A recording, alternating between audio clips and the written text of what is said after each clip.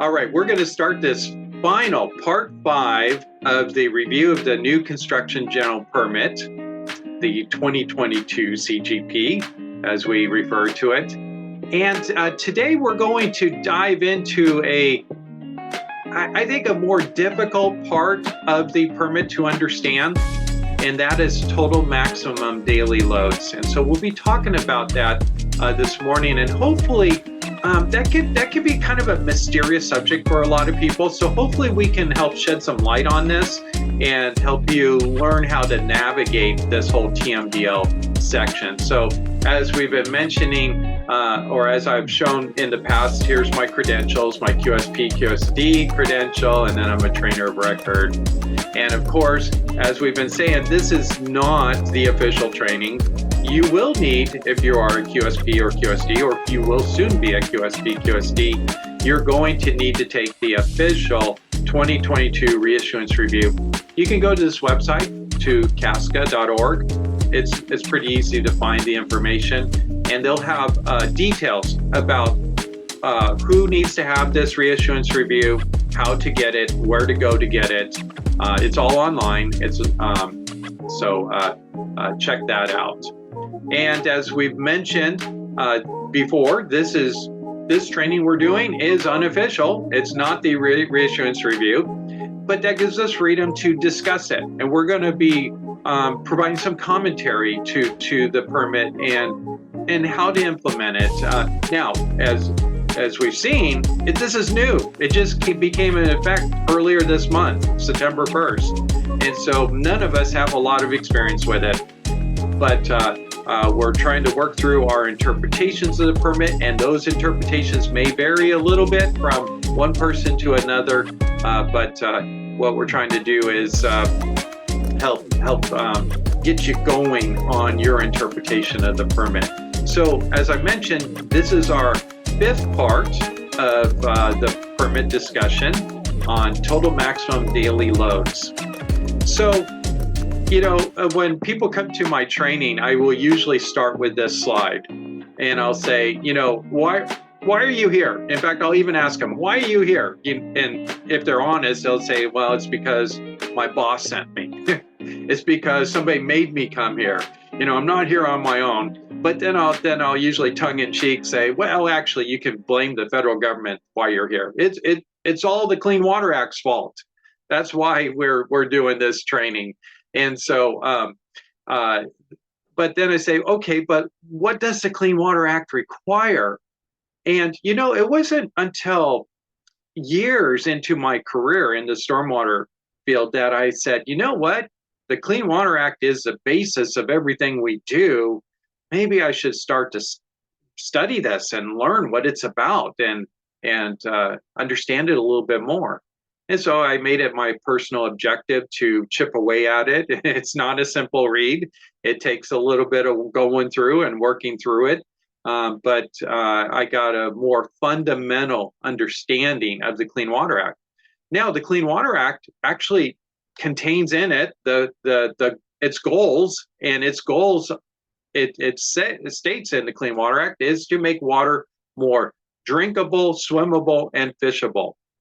Those are the stated goals of the Clean Water Act. And so there are different elements in the Clean Water Act to make that a reality. And these elements are typically delegated to state water programs. Like here in California, it would be the State Water Resources Control Board, who has taken on the delegated responsibilities from the federal government, the US EPA, to implement these through its NPDES permitting programs. So the first task is to identify the watershed. What is the watershed or watersheds in the state? And more specifically, what water bodies do we have in the state? Now, that's everything from the big things like the Pacific Ocean down to the smallest ephemeral stream that might be considered waters of the US, or WOTUS. Now, that definition of waters of the US actually is quite a technical definition, and we could probably do a workshop just on the definition of WOTUS. And with every administration that comes into being in the White House, it tends to change with each change of administration. But in essence, the waters of the United States are basically navigable waters or adjoining shorelines to that, and it includes a lot of things like rivers, streams, creeks, but even things that we might not always associate with waters of the U.S., like ephemeral or seasonally dry creeks could be a part of that.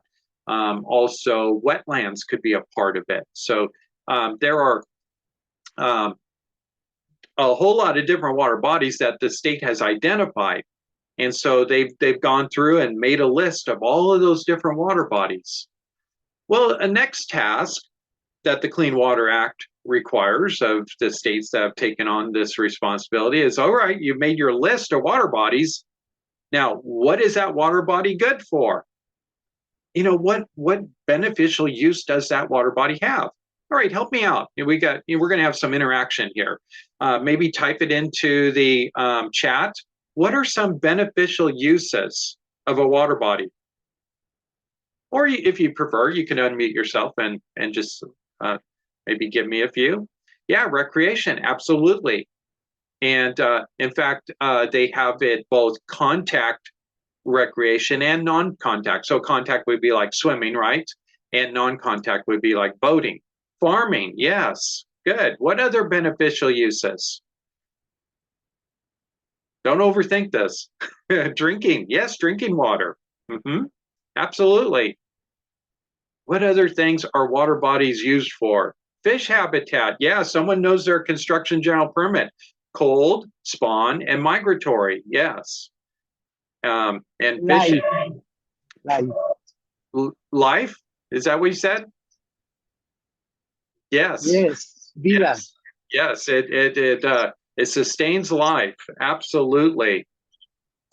And so the state has to then look at all these water bodies, and they make a listing of all of their beneficial uses. And you named off quite a few of those. And there's here in the state, there are 2 to 3 dozen different potential beneficial uses that water bodies could be designated with. Many of them are ecological beneficial uses, such as the cold, spawn, and migratory. Cold being, there's certain fish that need cold water. And if you like to fish, then you probably go after trout or steelhead or salmon. Those are all cold water species, where there are even other beneficial uses that are warm water. And if you like to fish, bass need warm water. Spawn obviously refers to fish, and that would be salmon or steelhead predominantly. And then migratory could be fish, or it could be also waterfowl. So up here in the Delta, this time of year through February, we have great amounts of waterfowl coming in, all sorts of species, and going out and seeing the flooded rice fields or fields in the Delta can be really cool to see all of that migratory fowl. And so these beneficial uses, the state has to make a list of it. And they provide this list in a document here in the state called a basin plan.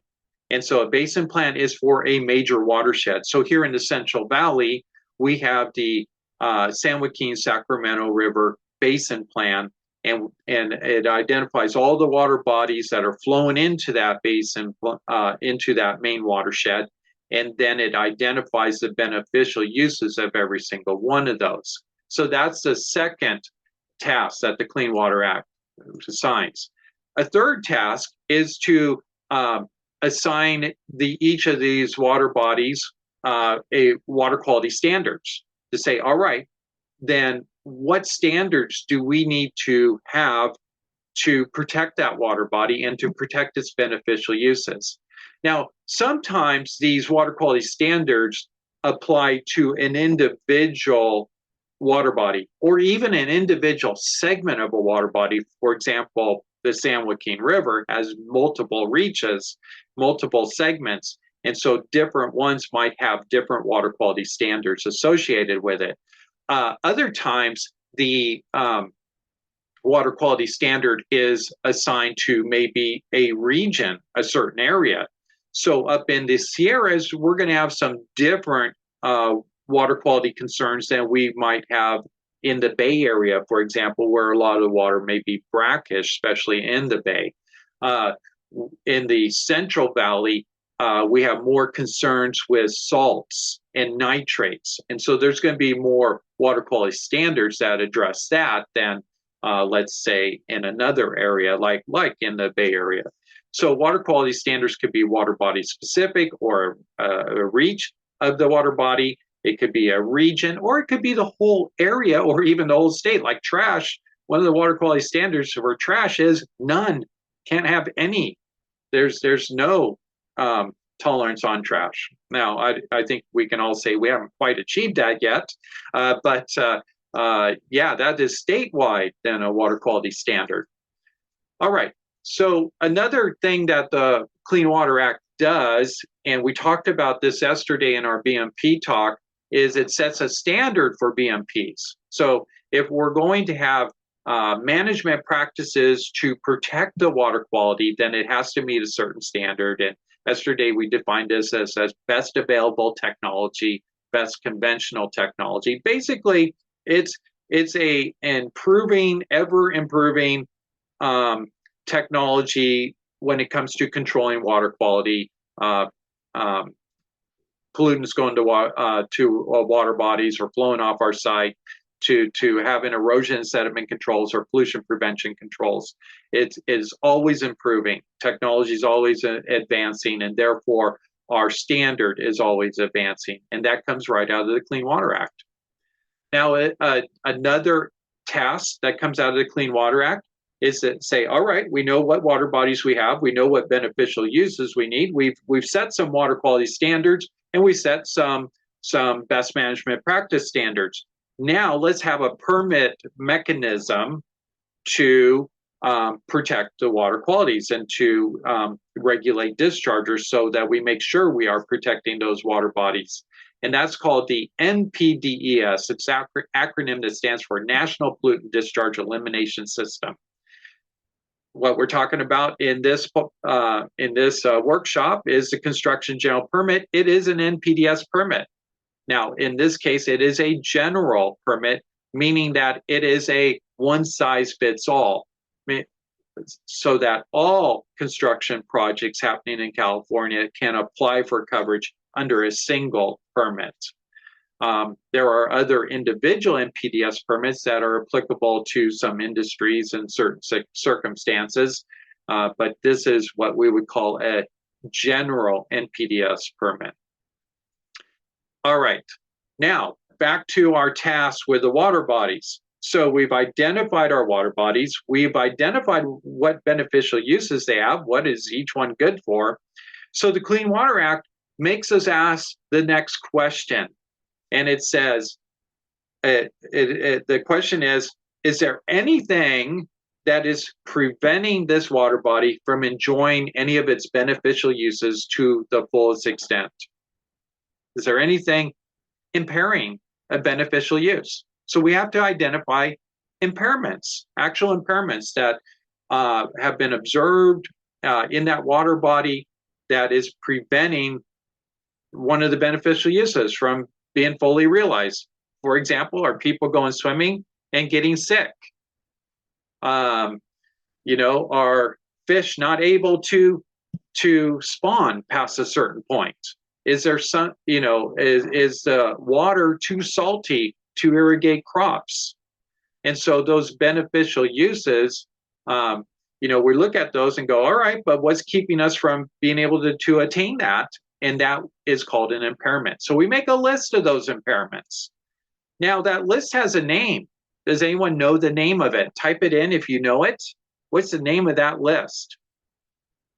Or you can unmute, either way. Anybody know the name of that list? Chemical? No, not quite. Some of you probably are pretty familiar with it. Did I hear it? Did It's somebody say that? 303D. 303D, yes, thank you. Thank you very much. 303D. Now, it was a long time before I realized, in fact, it was when I finally started to review the Clean Water Act for myself. I always wondered, that's a weird name, 303D, where did they get that name? Well, when I started to study the Clean Water Act, I found out, oh, it's section 303, paragraph D, a very creative name, isn't it, of the Clean Water Act. That's where the name comes from. So that's the section of the Clean Water Act that requires us to make a list of impairments. All right, so the next task in the Clean Water Act is, all right, we've identified our water bodies, we've identified the impairments. But you know, so we have a certain pollutant going into a water body that is an impairment. And a good scientist won't say, we can't have any of that. A good scientist will go, well, okay, we probably can have a little, but how much can we have? Or how little can we have? So let's say we got, oh, I don't know, an impairment. Methyl ethyl death is going into the water body and it's causing a certain impairment. So we kind of scratch our heads, we do our science, and we go, you know, we probably can have a drop of it, maybe 2 drops, maybe a pound. How much of that pollutant, that impairment, how much of that can we have in the water body and not cause any detrimental effects to our beneficial uses? Or another way to put it is, what is the total maximum daily load? TMDL. What is the total maximum daily load? Now, they apply some science to it. They apply a certain margin of safety to it, you know, and so they look at it and they go, all right, well, this is how much we can have on a daily basis. Maybe it's pounds, maybe it's tons, maybe, you know, ounces. I don't know, but it's a quantity ideally that they get to. And then the next stage or step in the Clean Water Act is say, all right, we know the whole enchilada. We know the total maximum daily load that this water body can handle without jeopardizing anything. So if we divvy up that pie and we hand every discharger a slice of it, and they stay within that slice, then the water body should be protected. They call that a waste load allocation. Each slice of the pie is a waste load allocation. Now, in an ideal world, that is a concentration. It's you know, we know how many pounds of methyl ethyl death or maybe zinc that we can have in that water body, and we do the math and we boil it down to a concentration, and we give each discharger a concentration that if you stay under that, then we're all good. We've protected the water body. The beneficial use is protected, or uses. Now, the problem with this is we don't always have an ideal world. The problem is it can get really complex and really complicated. So yes, true, dischargers can have an impact on the TMDL, or the simulative capacity of the water body to assimilate that pollutant. But what about people who take water out of the river? For example, farmers. They will pump water out of the river. And if we're removing water from the river, are we not lowering the assimilative capacity of the water body? Yes, of course we are. And there's all sorts of other things going on. And it can get very, very complex. So ideally, the Water Board and the US EPA wants TMDLs that are numeric. But that is not always possible. Sometimes when they do the math, they come up with a number that is just so ridiculously small, technology can't even get there, or the number's so small it's meaningless. Other times, when they look at the whole scenario, it's just so convoluted that we really can't come to a meaningful number. So there are times that waste load allocations will be what we call narrative. narrative, not numeric, but narrative. And we'll illustrate that as we go through this. So in this new 2022 permit is a new terminology is presented in this context of total maximum daily loads. And it kind of cracks me up. Are you a responsible discharger? I mean, I don't know. There are irresponsible dischargers. Well, of course there are, but I don't think this is what they mean. I don't know. It's kind of a funny phrase. I don't know. What is a responsible discharger? Well, a responsible discharger, according to the permit, is this. It's one who discharges stormwater and authorized non-stormwater directly to a water body or through a municipal storm drainage system or other conveyance to an impaired water body. Remember, we just covered this. An impaired water body or watershed with an approved TMDL, with a waste load allocation. So that's the first part of being a responsible discharger, is you are discharging water off-site to a impaired water body. So that's the first criteria. Now, not every project will meet that first requirement, as we will see later. Not every area has an approved TMDL, at least a construction general permit related approved TMDL. The second portion of being a responsible discharger is through your pollutant source assessment, which is an activity that QSDs need to do when they're preparing a SWIP. They're looking at all the different pollutants. They're looking at the activities that are happening at that project. They're looking at the trades that are going to be present. They're looking at the phases of construction, and they're looking at the pollutants associated with all of those activities, the chemicals that maybe those activities are using, or the materials that those trades are using. And if we identify that we have present that pollutant of concern, and it has the potential to enter construction stormwater discharges, that meets the second criteria. So earlier I gave you a fictional pollutant, methyl ethyl death. Let's take a real one. Let's say zinc. There are some water bodies that are impaired for zinc. In fact, we'll even look at some later on in this talk. So to be a responsible discharger for zinc, first you have to be located in a watershed that actually has a TMDL for zinc. Now, that's not most places in the state. There are a few, but not most places. So those few places that have a TMDL for zinc, then they'll need to do their pollutant source assessment and look for sources of zinc. And I'm sorry, if you're in a place that has zinc, your pollutant source assessment better say you have zinc, because zinc is literally in everything. It's in tire wear. It's in the lubricants that you use in your equipment. It's in hydraulic oils. It's in engine oil that might leak. It's in surface coatings like galvanized materials that you're using in your construction, or even paints and adhesives. It's literally in just about everything. In fact, I hate to say it, but if you took a multivitamin and spit on the ground, it's even in that. And it's literally everywhere. So if you're doing your pollutant source assessment and you're in a place for zinc, you better list zinc as, yeah, it's likely there. Therefore, in this case, you met 1 and 2, you would be a responsible discharger. And what does that mean? Well, it means that attachment H is going to be applicable to your project. All of that to say, you got to pay attention to attachment H. Now, what do you need to do?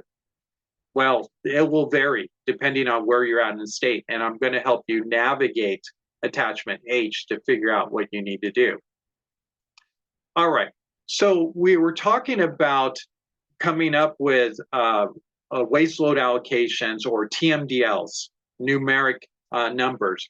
And these waste load allocations, the slice of the pie, remember, can be expressed in different terms.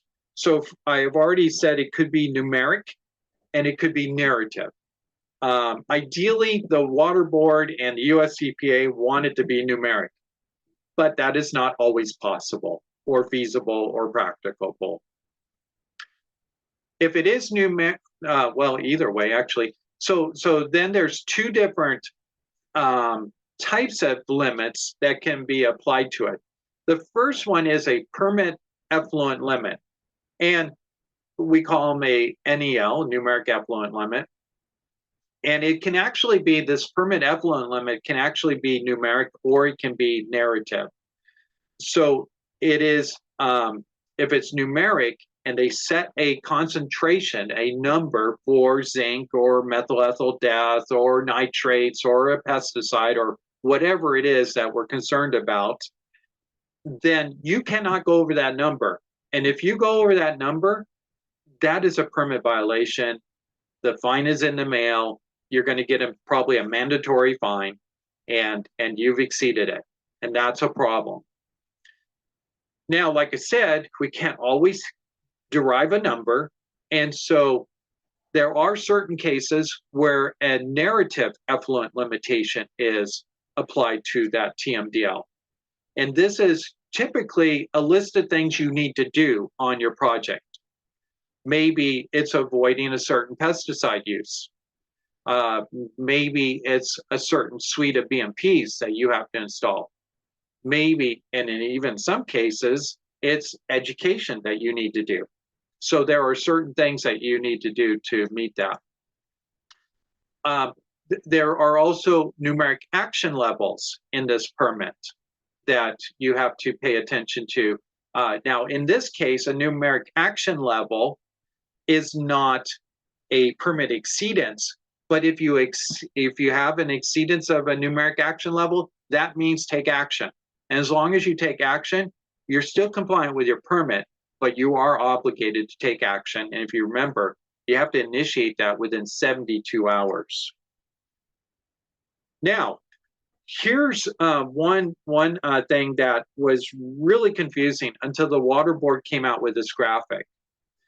And it's not intuitively obvious in the permit without this graphic, as far as when do you need to sample for this TMDL. So just to keep it straight, you might be subject to attachment H, but you may never need to sample for that pollutant.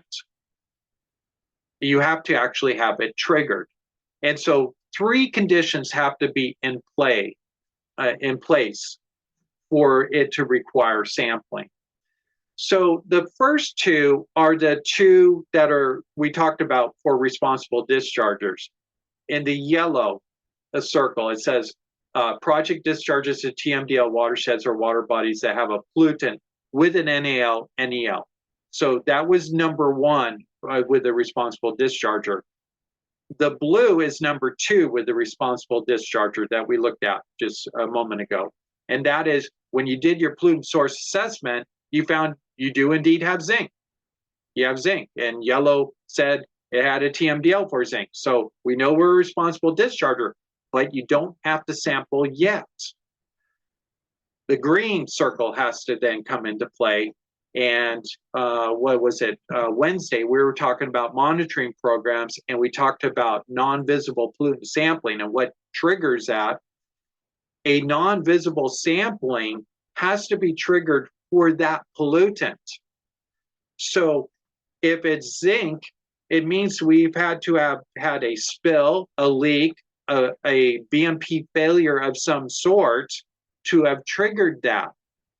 Now, zinc is in tire wear. Tires wear on every side, on every surface. Does that trigger the non-visible pollutant sampling? No, in my opinion, it doesn't. It doesn't meet any of those criteria. But zinc is also in lubricants. And so if we have a hydraulic line break, which happens many times on a site, on a piece of heavy equipment, now we have had a spill. And that spilled material contains zinc. Therefore, the green circle has been met. So now in that case, we would need to do our TMDL sampling, and we would need to pay attention then to potential NALs, NELs, both numeric and narrative, things that we might need to do in addition on this site. Okay, so with that, let's go to attachment H, and I'm going to try to help you navigate attachment H. Now, in a 1-hour class, we're flying over this material, and my purpose in this class is to help you learn how to navigate it so that each of you in your particular location or your project's location can then go look at the specific requirements. Literally, I think we could fill an 8-hour class on attachment H. The problem is that much of the material probably only be applicable to like 2% of the people in the class. So really, it's best to learn how to navigate this for your particular site, and then take a look at that. So that's my goal this morning. I'm going to open up attachment H here, and I do have some bookmarks here to help us navigate it a little bit. All right, so there's 2 tables in attachment H that we start out with.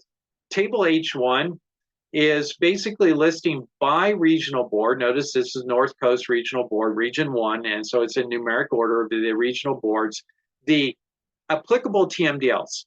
And so I'm just going to kind of scan through these. And as I do, what I'd like you to do is to notice for each regional board, first off, how many water bodies are there?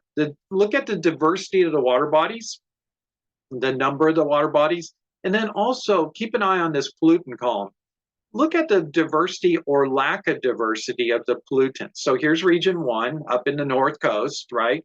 And you see quite a few water bodies listed, but under pollutants, you see really only temperature and sediment, right?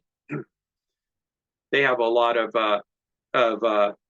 fish spawning in that area, so that very well may be the case, but you see a fair number of water bodies here, and it's really temperature and sediment. So that's Region 1. Now, Region 2, let's take a look at this one here, San Francisco Bay. Now, I think the biggest surprise is, I don't know about you, but I expected a lot more than 4 in the San Francisco Bay region, but there's 4. So not a great number of water bodies. And as far as diversity of pollutants, not a great amount of diversity. It's only sediment for those 4. So that was rather surprising to me when I first saw it. Region 3, well, we only have 2 water bodies, but now we see a pollutant we haven't seen yet, and nitrogen compounds and orthophosphates. Not too surprising, right? Because that's ag territory, right? So not too surprising there. Then we get to Region 4. All right, this is what I meant when I signed off yesterday. I'm going to show you why it's good to be from Northern California. Region 4, the LA region. Oh boy, look at this. Look at the number of water bodies and look at the diversity of pollutants, of the TMDLs.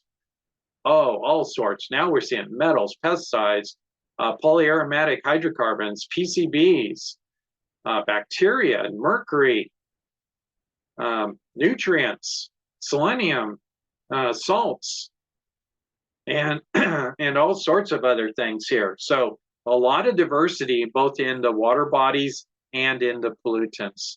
And then we come to Region 6. Wait a minute. 1, 2, 3, 4. Are we missing something? Region 5, the biggest region of them all, Central Valley, where I'm from. Why is it not here? Frankly, I don't know. I don't know. I haven't been able to get a straight answer yet either. I don't know.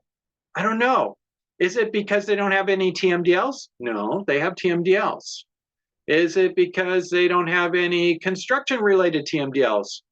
Well, actually, I know for a fact that some of the TMDLs we have in this region are some of the same ones we've already seen. I can't tell you why it's not there. I don't know. There might be somebody online that knows why it's not there, but I don't know why it's not there. It's just not there. Therefore, we don't need to worry about it in Region 5. Region 6, Lahontan, we have a couple, but again, not a great amount of diversity there. The Santa Ana region, Region 8, oh, we skipped another number. We lost Region 7, which is the Colorado region. And that's out in the desert, so that's not too surprising it's not there. So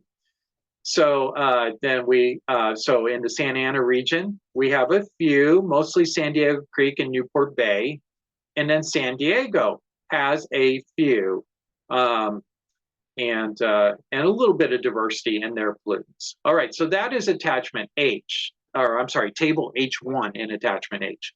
Next table that we need to pay attention to is the H2, and this talks about now for those TMDLs that were just identified in H1, what do you need to do about it, and when do you need to take action? So again, let's go region by region and take a look here. Here's Region 1, and it's got them listed out. It's got the pollutant listed out, sediment.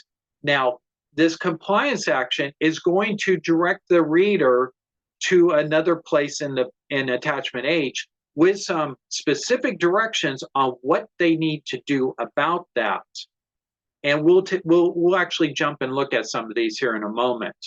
But compliance deadline, pay attention to this. Now, a lot of them are September 1st, 2023, which was the effective date of the permit, right? So not too surprising there. But that's not always going to be the case, as you will see. So here's attachment, here's Region 1, that's fine. Let's go to Region 2 for an illustration, the Bay Area. And part of my purpose here is also to show you why it's good to be from Central and Northern California. So we go to Region 2 right here. And here's our 4. Remember, 4 for sediment. Now, what is the compliance action? Just comply with the construction general permit. Just do what the permit says. No, nothing new, nothing beyond that. So although Region 5 was missing altogether, Region 2 really is no different. Yeah, they identified 4 for sediment, but there's really no TMDL requirement beyond that. It's just comply with the permit. That's all you need to do. Now, Region 3 also gets interesting. Here's what I told you about watching for the date when you have to take this additional action. 2041? I don't know about you, but here we are in 2023. I'm thinking I'll probably be retired by the time I have to do anything with this. I certainly am hoping I will be retired by that time. Yeah, that's a long ways out in the future. So look at the TMDLs associated with the Pajaro River. It's way out in the future. Yes, eventually you're going to have to do something. Yes, eventually you will have an NAL or NEL number that you got to deal with, but it's way out in the future. So here's another one, Pajaro River. Again, here's another one. Another water body for Region 3, still out in the future. And I think there is one that does apply now, but look what you have to do. Comply with the general permit, just like the Bay Area. So here in the Central Valley, our closest regions, 5, 2, 3, basically just comply with the permit. Now, that is not true of LA. They have lots of new stuff that is required, like right now. In fact, let's scroll down to an example here. Bologna Creek, metals, copper, lead, and zinc specifically. Now, in this particular case, there's no NAL or NEL assigned yet. But if we go to IG2, and we'll jump over there, and let me just zoom in here a little bit, you will see that under IG2, it's requiring that you do some specific things, like comply with the site-specific erosion control and post-construction, all other requirements of the permit. So that's kind of just, comply with the permit. Install erosion and sediment controls that will result in the predicted erosion rates that are as protective as pre-construction rates, and you're going to use Russell 2 to demonstrate that. Now, that's a new requirement that goes beyond the rest of the CGP. You can use Russell 2, but it's kind of optional. But here, you will do it, and it's giving you some specifics on how to do that. Now, again, we're not going to take the time to dive into the details here because this will be only applicable to people who have projects in the watershed for Bologna Creek. Or others, there are others that point to the same section as well. But this is a case where you're going to have to take some additional corrective, or not corrective action, but in this case, it's a little more additional SWIP planning. All right, let's come down here to another one under LA that I had highlighted. Where is it? Did I skip it already? Let's see. Right here. Scrolling here. So this is for the Los Angeles and Long Beach harbors. Notice there are several TMDLs for the same water body. We have copper, and it's pointing to IG3. And look at here, you have a NAL, interim NAL, with a number associated with it. It is effective currently. You have lead, you have zinc. All of those are pointing to the same place. And then you also have total copper here with an NEL that's going to be effective in the future. So we have an interim NAL for this water body for copper, but in the future, we will have a more specific numeric effluent limit for that same one. If we go to IG3, let me scroll in here, which is right down here, IG3, it talks about the numeric action levels, but it will also come down here and talk about the numeric effluent limits that will apply in the future. And there are some requirements to do a soil screening and associated total suspended solids numeric effluent limits. So there will be times that you have to actually do a soil screening. And this gets a little bizarre. It's like, okay, we got a stormwater permit. Why are we having to pick random soil locations and sample for that? In fact, it'll even tell you how to do your sampling grid and how to collect your soil samples, not water samples, soil samples that are going to be used as an indicator pollutant, basically a soil screening investigation for that TMDL.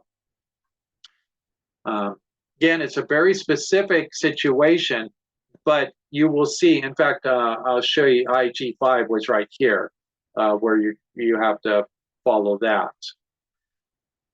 So a very specific situation.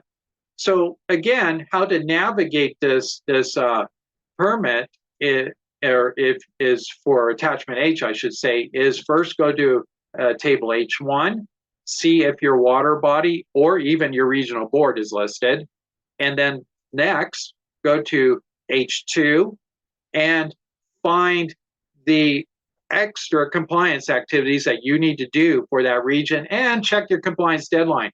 Make sure that it actually is required right now and not way out in the future. All right, so good. I think that's it for that tour.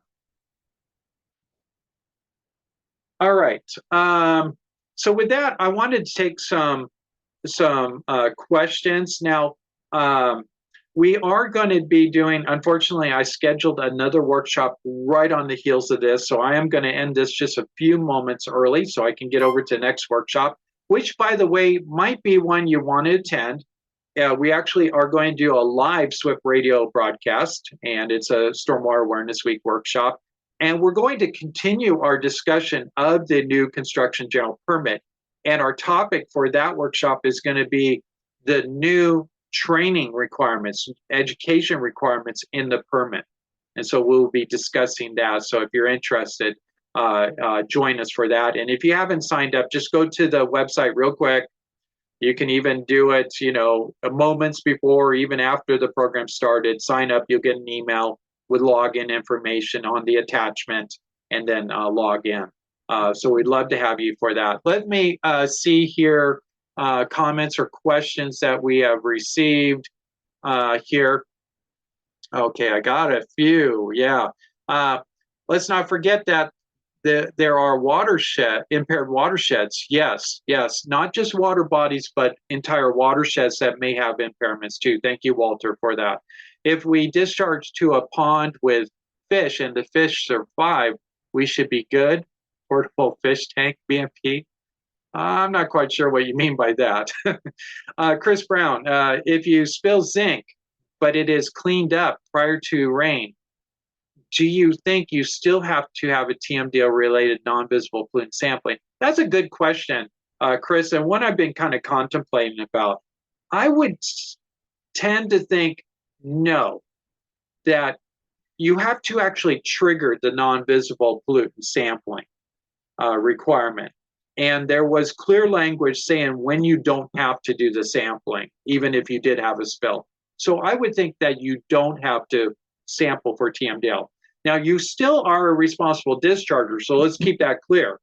You still have to comply with attachment H and navigate through attachment H and figure out what you have to comply with, by doing. But you might not have to sample. And so, yeah, good point. Very good point.